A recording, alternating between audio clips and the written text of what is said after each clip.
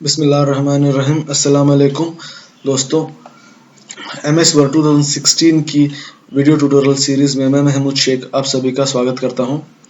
इस ट्यूटोरियल में हम बात करेंगे होम टैब के फॉन्ट ग्रुप में पाए जाने वाले बहुत ही इम्पोर्टेंट 3 कमांड्स के बारे में। एक है स्ट्राइक थ्रू, दूसरा जो है सबस्क्रिप्ट और तीसरा सुपरस्क्रिप्ट। यही सेम वीडियो अगर आप चाहें तो आपके लिए इंग्लिश में भी अवेलेबल है, आप इसे देख सकते हैं इंग्लिश में भी। इस वीडियो की इंग्लिश वर्जन का लिंक हम इस वीडियो के डिस्क्रिप्शन में पेस्ट करेंगे।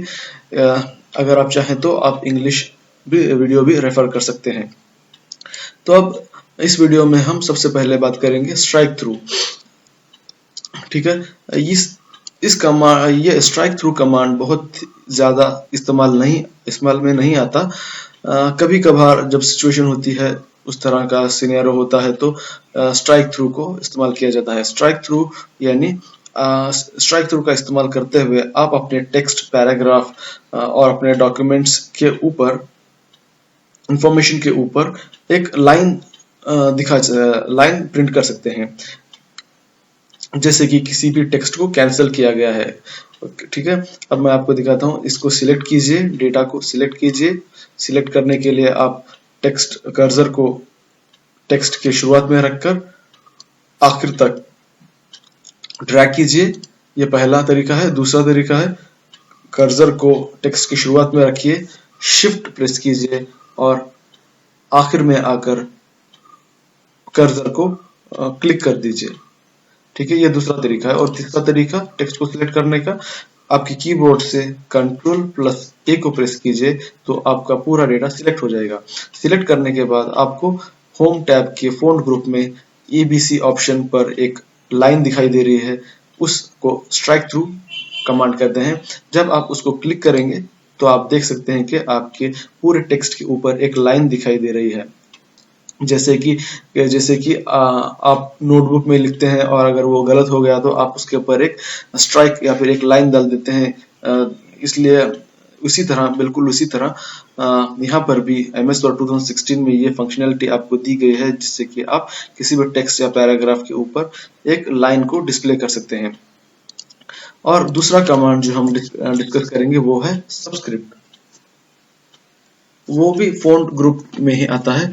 इस सबस्क्रिप्ट ऑप्शन बहुत ही इम्पोर्टेंट और बहुत सिचुएशंस में यूज होता है।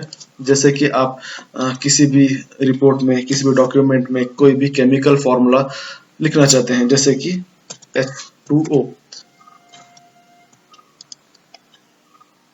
ठीक है, H2O आप किसी भी डॉक्यूमेंट में लिखना चाहते हैं, जो कि पानी का केमिकल फॉर्मूला है। लेकिन H2O जब हम लिखते हैं तो H2 का 2 जो है वो H के नीचे हम लिखते हैं। इस तरह से नहीं लिखते। यहाँ पर 2, H और O तीनों का साइज एक ही है, लेकिन हमें चाहिए कि 2 H के नीचे डिस्प्ले हो। तो हम उसे क्या करना चाहिए कि 2 को हमें सिलेक्ट करना चाहिए और फिर जाकर फॉन्ट ग्रुप में सबस्क्रिप्ट कमांड को क्लिक कर देने से 2 जो है साइज कम हो जाएगा और वो H के नीचे जाकर बैठ जाएगा, जो कि हमें चाहिए।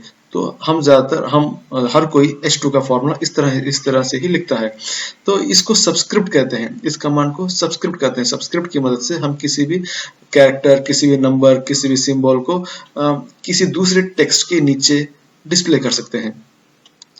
और फिर बहुत सी सिचुएशन ऐसी आती है हमारे सामने कि हमें कोई फॉर्मूला लिखना होता है, मैथमेटिकल फॉर्मूला लिखना पड़ता है, जैसे कि A+B होल स्क्वायर।